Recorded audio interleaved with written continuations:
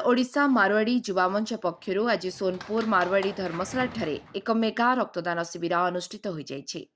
Subarnapur SP Shri Narayan नायक मुख्य अतिथि भाव में एथिरे जोगदे एहाको उद्घाटन करी आयोजक और रक्तदाता उत्साहित करथिले।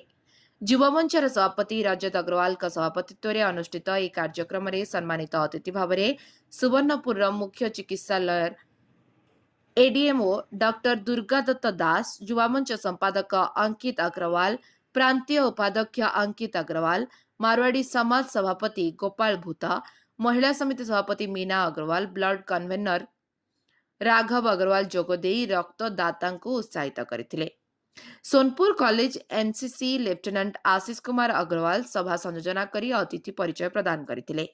युवा मंच तथा मारवाड़ी समाज विभिन्न वरिष्ठ युवा मंच तथा मारवाड़ी समाज वरिष्ठ नंदू कमाणी, मनोज अग्रवाल, शेखर भूत, प्रहलाद अग्रवाल, अमित अग्रवाल प्रमुख समस्त सदस्य सहयोग करथिले।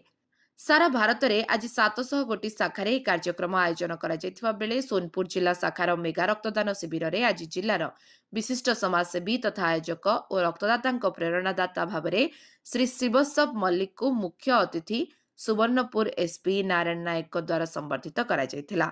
सेपरी सारा विश्व को स्वच्छता और सर्वधर्म समन्वयर वार्ता पहुंचाउथुबा तथा रक्तदाता उत्साहदाता स्वच्छ भारत संगठन सभापति सैयद अली मुल इस्लाम, जिले में समस्त प्रकार सेवा कार्य अंशग्रहण तथा अग्रणी भूमिका निभाइथिबा महिला स्वच्छसेवी भाव इंदुमती पुरोहित, मंदिर मालिनी सहरर मंदिर मानक सुरक्षा और श्रृंखला तथा चाषी उत्सर्गीकृत सेवा प्रदान क्षेत्र में उल्लेखनीय भूमिका रहिथिबा वैकुंठ शतपथी और स्वच्छता, रक्तदान, योग, परिवेश तथा स्वास्थ्य सेवा क्षेत्र में उत्तम सेवा पाई प्रमोद कुमार साहू और समस्त रक्तदाता एसपी श्री नायक और युवमंच राज्य कर्मकर्ता द्वारा संबर्धित करा।